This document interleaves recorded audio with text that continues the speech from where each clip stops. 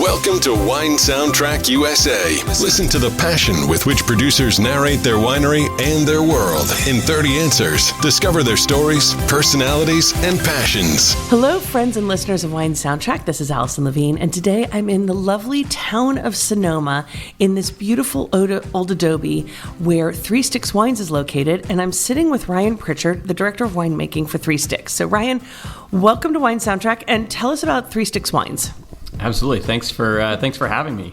Three Sticks is a winery located in Sonoma. Like you said, we make primarily Pinot Noir and Chardonnay. We're sort of absolutely focused on that. We've got a couple of other wines that we make, but probably 95% of what we do is Pinot Noir and Chardonnay. We have 6 estate vineyards located throughout Sonoma County and produce estate wines from those. We make about 19 different wines from those. So it's a nice mix from across all of these great vineyards. And we have some really notable vineyards that we own and in some cases sell fruit to other wineries as well. So Durell Vineyard, Gaps Crown Vineyard, listeners may know of with other producers. And then we have some estate properties that we produce solely, what we call our monopole wines. Wow.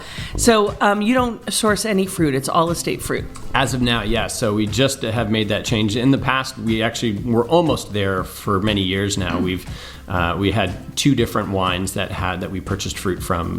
One was in Sebastopol in our Russian River blend, and then our Castagnata White, which is from a dear friend and neighbor of Durell. He actually was our vineyard manager at Durell from the beginning, so we purchased fruit from him for a wine as well. But yeah, as of now going forward, it's 100% estate. That's great. And your total case production? Right around 10,000 cases. And where can people find your wines? Are they available in markets across the U.S. or are they direct to consumer, combination? Mostly direct to consumer. Yeah, it's primarily through our mailing list or our wine club. That's where we sell most of our wine. We do sell a little bit to restaurants out throughout the United States. You might be able to find it in some restaurants around, but I always tell people not to count on it because people always say, I don't see it. I'm looking for it. And we have, like I said, 19 wines. Maybe 4 of them are in distribution in small quantities. So you might get lucky and find it somewhere, but direct to consumer is really the way we do it. Great. So I'm curious what your first memory relevant to wine is. Getting out of being a winemaker and living in all this. What's that first memory, and how old were you? Well, I grew up in Berkeley, California here, so not far from wine country, but growing up, we weren't really a wine drinking family per se. We definitely had wine at the table sometimes. I remember it more so sort of in high school, as that's when I started to kind of become aware. This is now in the 80s, so Sonoma and Napa were kind of hitting their stride after the Paris tasting in the late 70s. So it was something that wasn't super prevalent at the table, but was definitely around. And I remember in college was when I sort of, there was a wine appreciation course that was offered at Cornell through the hotel school, and all the seniors take it, and everyone, walks around campus with their little free alcohol. Yeah. School approved drinking. You get to take a class or you get to drink. So it was something everyone took, and it's actually the most failed class at Cornell as well. That's actually pretty funny. It was a sort of, I knew that we had the wine industry here in California, and it was something I just kind of had an appreciation for and wanted to learn a little bit about, knowing that it would be helpful sort of later on in life. And so I did that. And then I also kind of came home, and we had some family friends who live up in Anderson Valley, and they would make home wine every year. He's a doctor and would just, bring in a half ton of Pinot one year or a half ton of Cabernet and make it at home. And so he would bring these wines to Christmas parties and things, and they were pretty good. So I said, this is kind of interesting. You can make your own wine and share it. And That's pretty cool. That was my first aha into, I maybe could do this. And, beer making was starting to happen out in, out and around. And so friends were making beer. I tried making beer a couple times. And then I said, well, let's just go to wine. That's just the... It gives me one chance a year instead of every 6 weeks, so I don't have take to the pressure off, or put more pressure on. It's a little bit of both, but So you said that was one of your first aha moments. What would you say is there one memorable wine that stands out along a lot of great wine drinking that I'm sure you've had? And I know we were talking before, and you traveled to France for barrels, and I'm sure you drink a lot of great wine there. But along the way, is there one wine that stands out in your mind as one of those aha moment wines, or super memorable, and it might have just been the occasion? Yeah, I mean, I would say one of those was in that class. So we would basically every day we would get to, or every day that we had class once a week, we would learn about a new region, and then at the end of the class we would taste 6 wines from that region. And usually it was, there'd be a $10 bottle of wine, and then there was a $20, and it was a nice mix of stuff. But they also had this incredible cellar that past alumni would donate their cellars at some point in their life, and so we had access to some really cool wines. And so I remember we were learning about Pinot Noir, and at the end of that class, the last wine was a 1952 Gevrey Chambertin, and we're going from a $20 Pinot to a I don't even know I don't even remember the label, but you can't get your hands on it Pinot. Yeah, but it was one of those things where you said, okay, it really showed how wine can evolve and the nuance of wine. And I remember tasting it, just saying, wow, it made me really wake up and understand the differences and kind of the magic that wine has. It's a living, breathing thing, and it doesn't change until it turns completely to vinegar, right? That's so cool.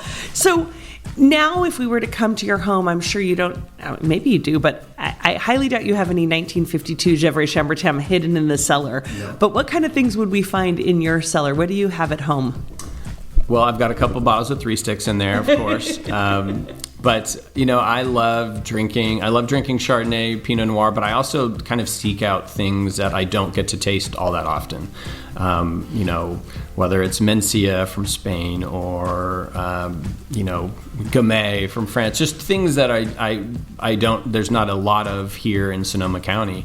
And so you'll probably find a lot of things that are just kind of weird and different and not necessarily particularly expensive, but I love trying new and different wines from different regions around the world. So is there anything that you've opened up recently that drank really well? Yes, there's a lot.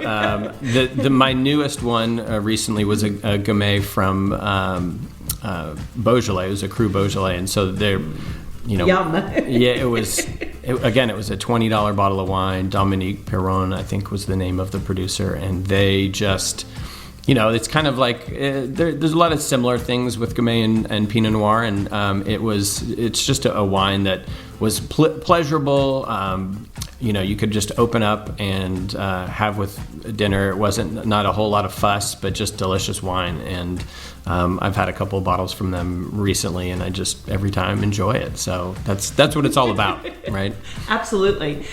Speaking of enjoying wine, you said, Gamay, just pop it open and enjoy it with food. How do you look at food and wine pairing? Do you think that it is something, there are rules, or there are tips you look for? Are there some generalities that you think about wine first, food first, or you just go for a Pinot or a Gamay light-bodied red and you're done? Well, I think it shows probably the wines that I like to drink, both with food and without food, are very similar. I think I think that wine and food pairing sometimes gets people get a little bit too detailed with it and a little bit too in the weeds with it. I think that a good Pinot Noir will probably go with a lot of different things, right? Mm-hmm. I mean, yes, there are going to be certain dishes and certain ingredients that will not go great with Pinot or with maybe any wine. I think raw onions don't generally work out. For me, that's all I taste for the next couple hours, right? So I haven't found that perfect pairing, huh? No, I'm still looking for it. But it's, I think in general, if you're looking for a big, bold red, yeah, sure, that needs something to stand up for to it. And maybe similarly like a sweet wine or something that's really, really super tart, like going to rip the enamel off your teeth type stuff. Yeah, you want those to be. But a lot of the wines sort of in the middle, I'll say, where they have maybe a mild tannic profile or maybe a Chardonnay that isn't ripping the enamel off your teeth. I think they work with more things than people give them credit for, and I think we've done a bunch of different tastings here where, we paired some, paella with a red and a white wine, and it worked wonderfully because you had the white wine brought out some of the citrus or things within that dish, and then the red wine there's some chorizo in there, and that brought out that, and it really worked with both of those things. And it's not necessarily a dish you would say would work with a white and a red wine, right? I'm very open to it. I don't go in with sort of a hard and fast sort of ideology with it, and sometimes that means I find some duds, but I think it works out more often than it doesn't. Well, so as a wine drinker, red, white, or rosé? It depends on the temperature. If it's hot outside, I'm probably going white. If it's cold, I'll probably go red. I probably drink, maybe 70% red wine, I would say, and 30% white. But okay. But in the summertime, that it's flips. Seasonal. Yeah. Seasonal. And still or sparkling? Ooh, I can almost never turn down a sparkling if it's around. So while I drink a lot more still, sparkling when it's open is number one. So do you think there's a such thing as a perfect variety? You work primarily with two grapes, but love to explore all these different wines of the world. I mean, do you think there's a such thing as perfection and a perfect variety? I think perfection is experiential, and it's also time bound.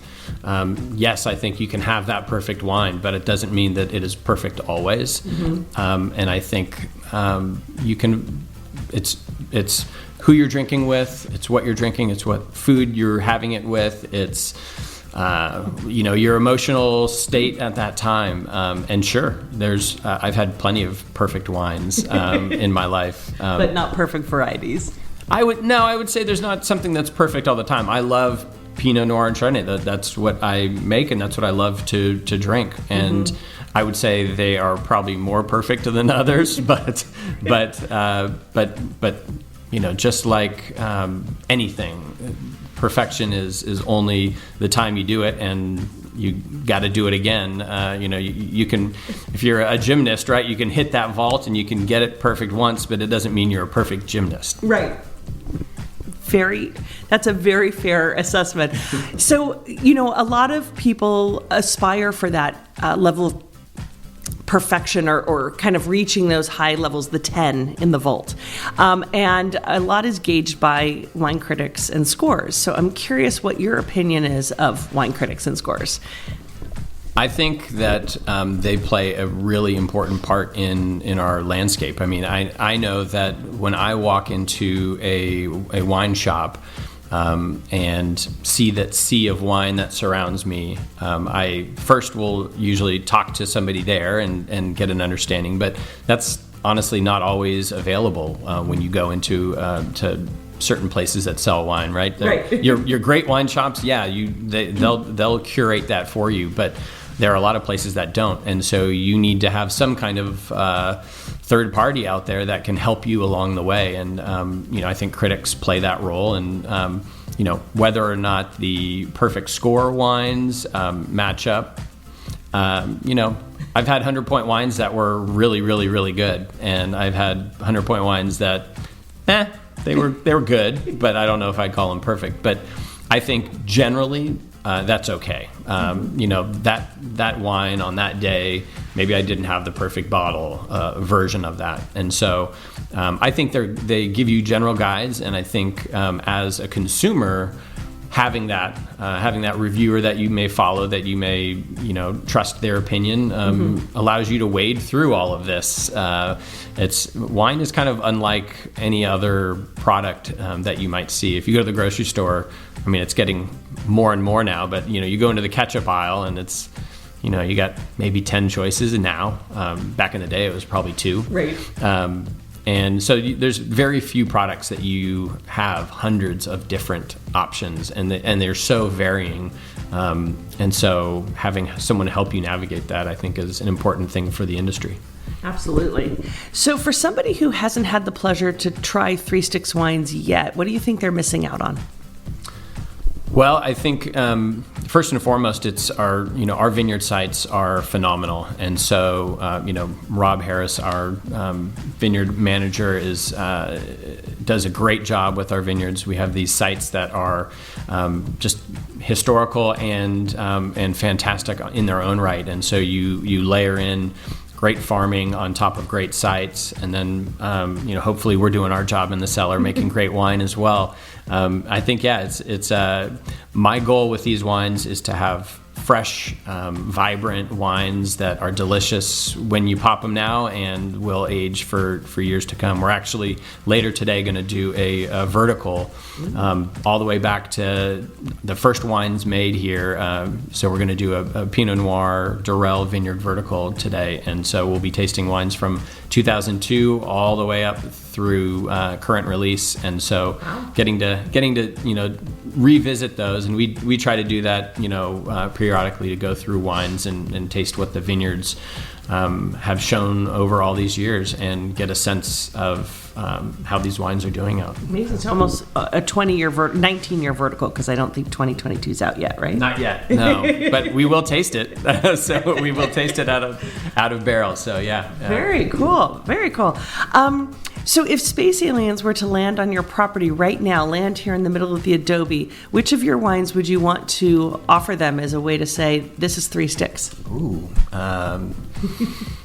I think we would have to probably go back with something that's had a little bit of age, but not necessarily been out there for a long time. Maybe something from 2015, 2016. So it's got a few years under its belt. Has sort of started to get into those secondary notes. Our Durell Pinots that we'll be tasting today that I mentioned, I think would be a great example. Durell has this great history within the Sonoma wine world here.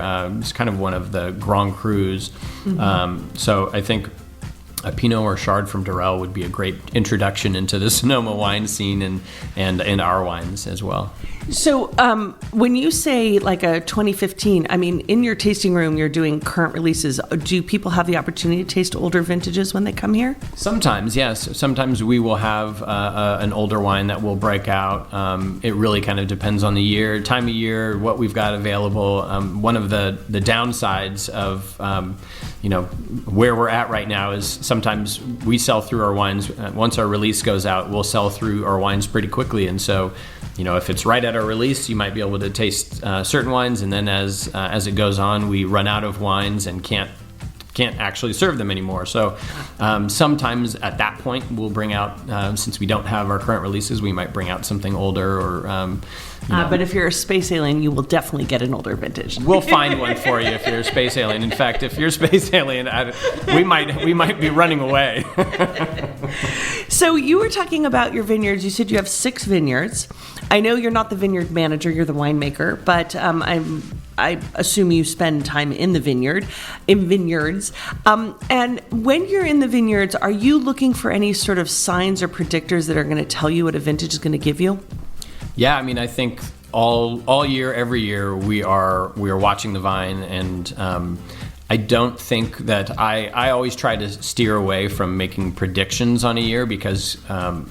This is one of the things with farming is you can have the perfect year all the way through, and then a rain may come right, a week before harvesting and wipe it all out, Yeah. So I think farmers are superstitious and know not to speak too much until the grapes are picked, and even then they hedge a little bit. But I think that's the best day in a farmer's any grape grower's life is the day that they drop the fruit off at the winery and can walk away saying they've done the best they can. Yeah, no one's hedging their bets on Mother Nature. No, Mother Nature always wins. So when you've been making wine for a number of years, how many harvests have you done? Ooh, I've done probably 18 harvests now. Wow. Yeah. All in Sonoma? No, actually. I mean, I actually helped make some wine out in Colorado for a couple of years. Wow. I came to wine as a second career, so I was doing the home winemaking thing and helping out at other wineries for a few years before I jumped in full time. So I've been in Sonoma since 2008 harvest. Okay, so you have over 10 years in this valley. If I did my math Yes. right, almost getting into 15. And I'm curious how you look at vintage variation. Do you see a lot of variation from year to year? Do you see a lot of commonality? I mean, we know every vintage is different. We don't, as you were just saying, that you never know what Mother Nature is going to give you. But how much variation do you see here, and where do you see that coming out in the wines? I definitely see it. I mean, every single year, with maybe a few exceptions. 18 and 19 in recent memory were fairly similar. We had fairly similar growing seasons, but there were still differences. You have temperatures may be the same, but yields may be different. So you may have more fruit coming off of one harvest, and that impacts what the flavors will be like in that given year. I think in California we do have a little bit of a benefit, in that generally we get things ripe. Mm-hmm. That is not something that's not an issue for us generally. I guess with the exception of fires or rains or something like that. But let's say if we're thinking of the old world in France, you have a lot more variability where there's certain years where they couldn't get the fruit ripe at all, and so that's not really something we generally have to worry about out here. But that being said, you have different yields, you have different cycles throughout that year. What's it looking? I mean, right now it's been raining for for a good long while. We're ready for that to slow down a little bit. But so that will impact the fruit that comes off this year, and so it really just depends on not just when this stuff happens, but when this stuff happens. So you can have rains, you can have flooding all through the year up until now, and it not really affect the fruit very much. Well, if that were to happen in the summertime, you better bet that's right. going to affect it. Absolutely. And so, thankfully, in California, we don't generally have those problems. But we do have isolated incidents. Frost, we had some frost issues last year. Specifically, not so much in Sonoma, but Sierra foothills and Oregon had terrible frost. So those types of things definitely hit us every year, and something that we hope don't. Absolutely. So you were talking about how farmers are superstitious. I know that you are a winemaker. You're not the vineyard manager, but I'm sure you have some superstitious tendencies. So I'm curious, two things. One, do you have any rituals or rituals that you do at the start of harvest as a sort of a superstition, like This is how we have to do it. Yeah, we have a bunch of things that we do, and those have sort of evolved over the years. We toast the harvest every year, where we sort of bless the first grapes that hit the line with a sparkling wine. Mm-hmm. And we actually had a French intern last year whose family made sparkling wine, so we used his, which was great. There are all sorts of things throughout harvest, whether it's songs that we play at different times to initiate some things that are going on in the winery. We do press offs, and sometimes we'll play a song when that press starts, and we play some jock jams during punch downs to get people going.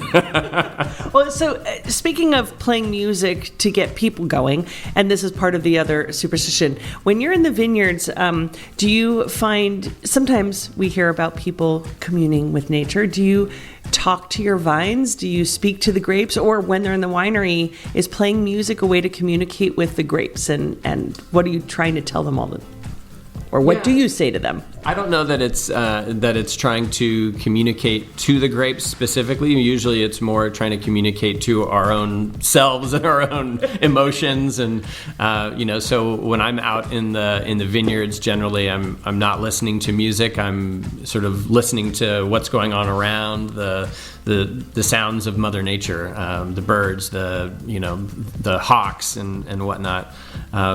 In the winery, Jock Jam's definitely not trying to talk to the grapes. But that's trying to get the 7 interns going and pumping into the day so that we can call it Jock Jams. Like, what's an example of a great Jock Jam that you play? Oh, like I don't know, CeCe Peniston or any of the 90s rock, 90s hip hop Jock Jams. High energy. Yeah, just.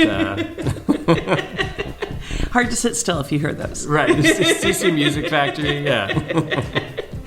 So you said that you didn't come to wine. Obviously you talked about earlier how you were introduced to wine and it's always sort of intrigued you since college, but you said you had a previous career. So when you were little, what did you want to be when you grew up? And then what did you end up doing prior to wine? Yeah, so when I was really little, I wanted to be a sports doctor, but I think that was just because I wanted to, doctors sounded really important and I like sports. But I realized, midway through high school that wasn't what I was really interested in. I went to Cornell to be an engineer or an architect. So that was kind of I loved buildings. I loved architecture just in general, and wanted to potentially get into that. And engineering, I ended up choosing because it kind of gave me a little bit more breadth, a little bit more options. And then once I was at school, I ended up going into operations research and industrial engineering, which is essentially like process engineering. How do you make anything better?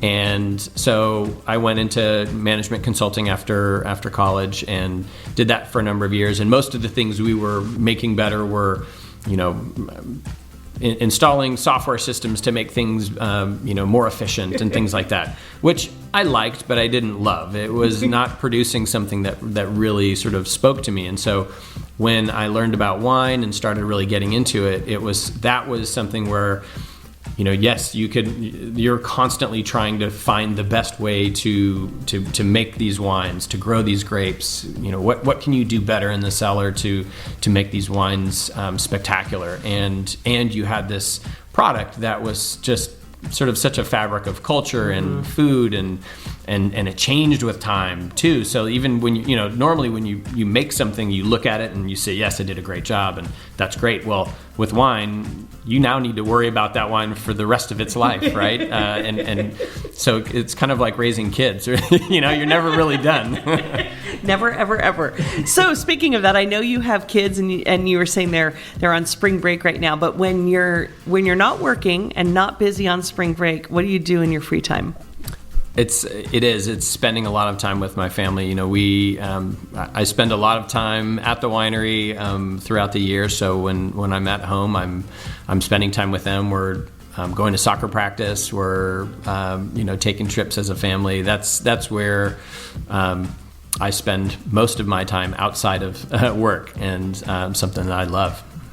And you mentioned that you were a sports fan because you were going to be a sports doctor. Yep. Is there a particular sport or a particular team that you're a big fan of? You are from the Bay Area, so I have a few guesses. I'm an Oakland A's fan.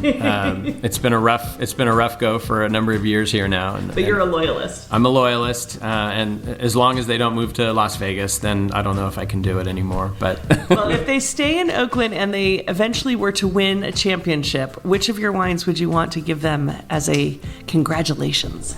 Ooh, I'm trying to think if there's any play on words with any of our wines that would go, but I don't think there would be. I would have to go with our Cuvée Eva Marie. I think that's sort of our barrel selection. That is our wine. That is the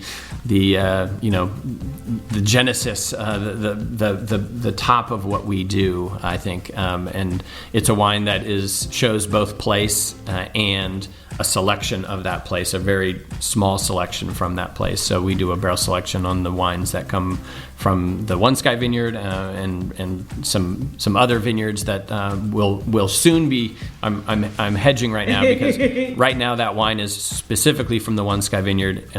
In future releases, it will be from all of our vineyards, the best barrels from all of our vineyards blended together. Ah. So that would be one. If they win it next year, then they'll get the Cuvée Vimmerie from One Sky. Well, let's hope that they win. I'll save a bottle for them. So when you're planning a really romantic evening for you and your wife, when you got the kids off and you actually have time to sit down, I'm sure you have wine often, but what kind of wines make for a romantic evening versus just a Tuesday night? Well, I think you got to go back to sparkling again. Champagne. People ask sometimes, what's your favorite wine that you've ever had? And I think one of my favorites, at least, I don't know if I could ever say which one was the favorite, but my wife and I, on our 10th wedding anniversary, we went out to an old restaurant that we had gone to, and prior to being married, and brought a vintage Dom Perignon, and it was just perfect, and I think, like I said, it's who you're with, what you're celebrating, and the wine itself, and you hit perfection. And we did. Sparkling, great champagne is hard to miss on. So when you look back at your career and maybe your previous career, although as much as you said you enjoyed it, it didn't give great satisfaction. But is there something you look at along your career that you say is one of your proudest achievements to date? Proudest achievements over time. I think sometimes it's not necessarily the best wines that you make. Sometimes it's the wines that you've struggled through, or the things that you've taken something that you didn't have a high expectation for, but you worked really hard at, and were able to sort of turn that into something really, really good. Mm-hmm. Maybe it wasn't the best again, but it was really, really good. I think those are the ones where I tend to look to and say, those are proud moments where you've turned something from good to better. Ah. And another thought-provoking question is, you have children, so I'm sure you're giving them advice all of the time. But I'm curious if there's a piece of advice someone gave to you along the way that you try to live your life by, or how you approach winemaking or work or anything.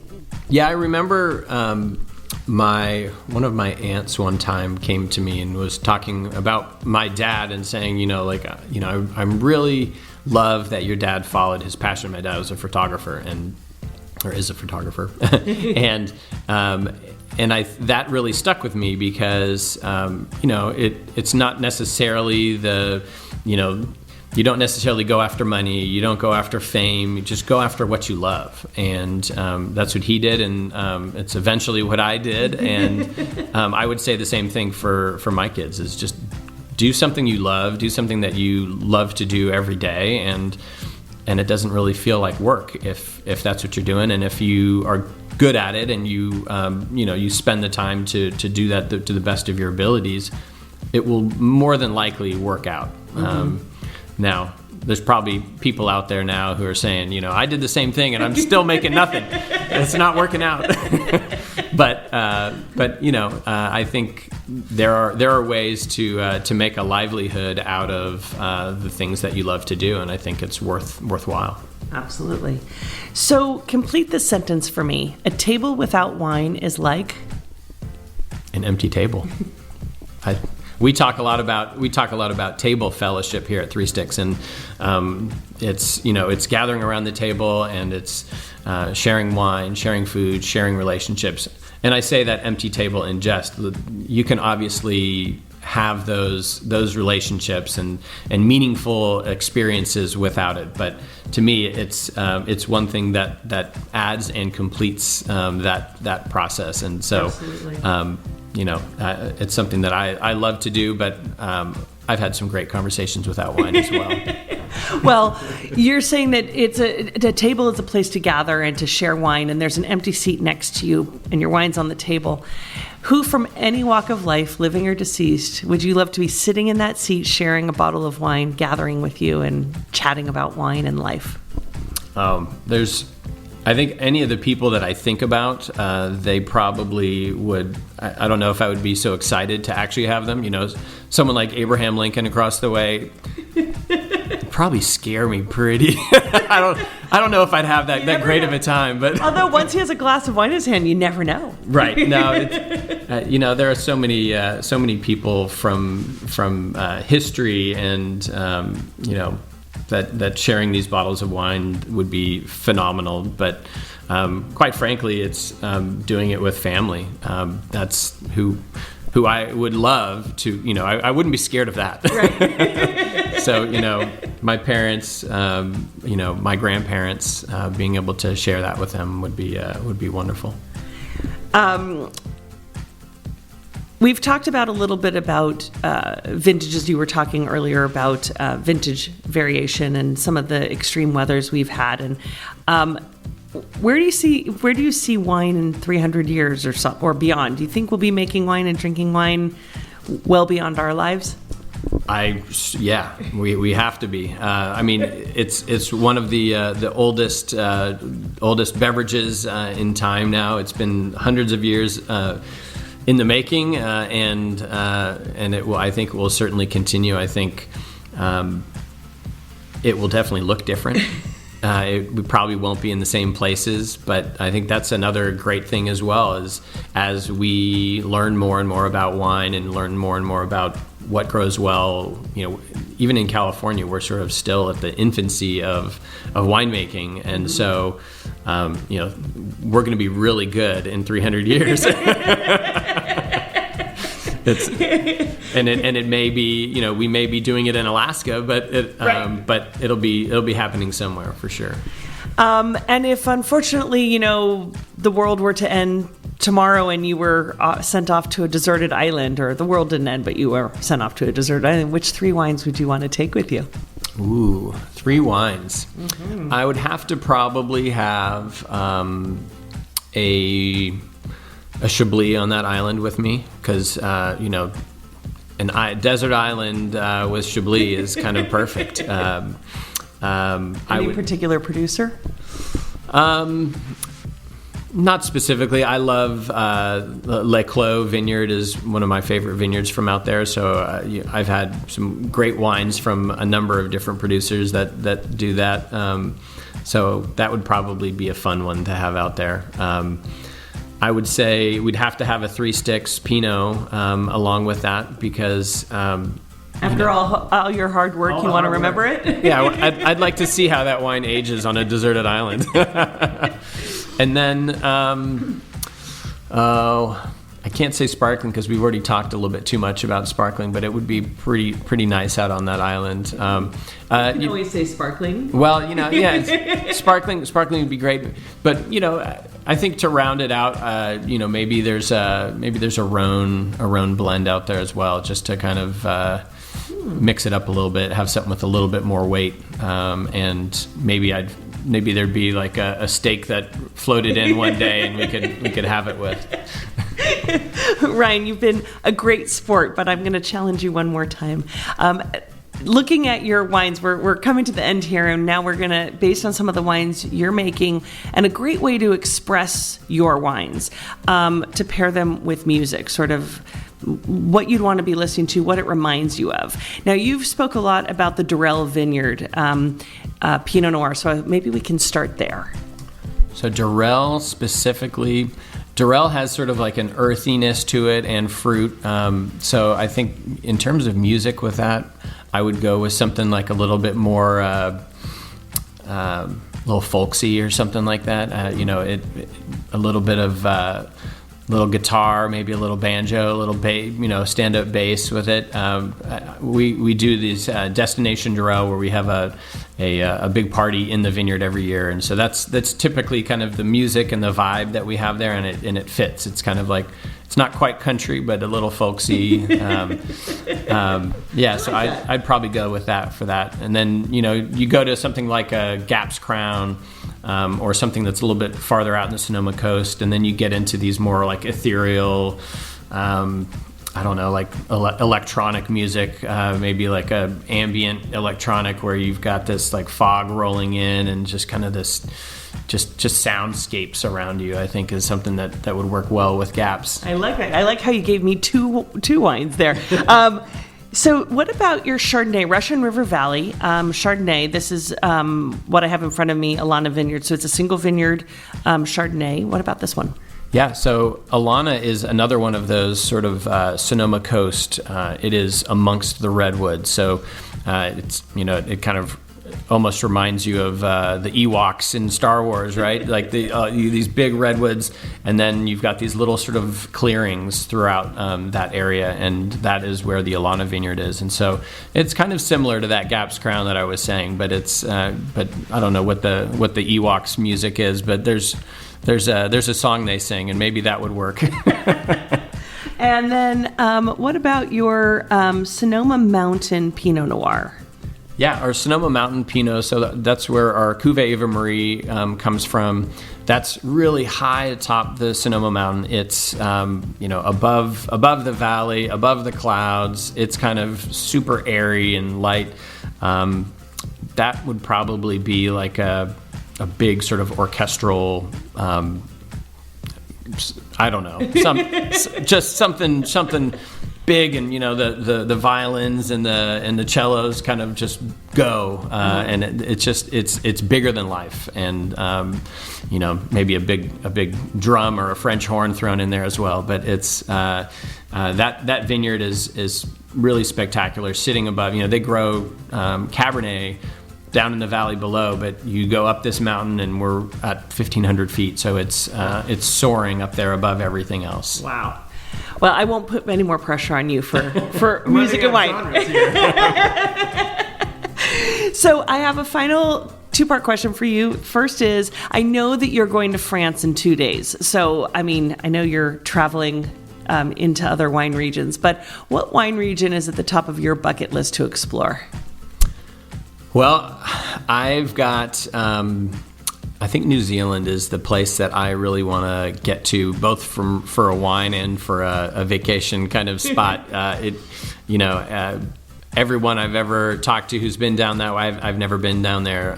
So it's something there. Pinot Noir and Chardonnay, and obviously they've got Sauvignon Blanc, but I would be a little bit more interested in the Pinot and Chard side of it. But just the spectacular beauty down there, and the wines that I've had from there have been spectacular as well. So that's kind of on my bucket list, and we'd probably go to Australia as well if we made it down there. It's a long trip, but both deserve equal long trips. Yeah, you don't want to. I was at the aquarium with my son, and we were watching a movie on Australia, and I was just like, the vastness of it, right? Yeah. It was just so vast, and like to go there, you would need weeks and weeks. Like you just can't pop over there for a 5-day trip, right? No. But New Zealand really is one. I've been there, and it's really one of the most beautiful places I've ever been. And there are a lot of beautiful places, including Sonoma, yes, where we are. And the final question, or a part of that, is if people want to come visit you, how can they find you? How can they find your wines? And what kind of experiences can they have here? Yeah, so the easiest way to find us is just go to our website, threestickswines.com. You can call us to make reservations to come out to our adobe. We have a tasting room right off the square in Sonoma, which is great. It's a historical site. It's the second oldest residence in the town of Sonoma. So Sonoma has this rich California history with it, being sort of the birthplace of California. And you come to the adobe and you get a little bit of that. You get a real sort of intimate sit-down tasting. We do just a couple of tastings a day in a couple of different spots where people sit down, and it's a sort of a curated experience. We've got wine and food pairings you can do. We've got different experiences based on the different time of year that you might come. So we've done oysters, we've done caviar, we've done, it's potato chips, popcorn. Depending on the time of year and sort of when you come, we offer different experiences and really just a chance to taste our wines in a beautiful setting and hopefully allow people to sit back and relax a little bit too. Well, fantastic. I mean, right now the sun is shining and there's the outdoor and indoor, and it is just off the square and it's very peaceful. So if you're heading to Sonoma, definitely come to Three Sticks Wines. Ryan, thank you so much for joining us on Wine Soundtrack. I hope you had fun. It was great, and a lot of good thought-provoking things that I'll have to mull over here for the future. Well, thank you for joining us, and cheers. Cheers. Thanks for listening to a new episode of Wine Soundtrack USA. For details and updates, visit our website, winesoundtrack.com.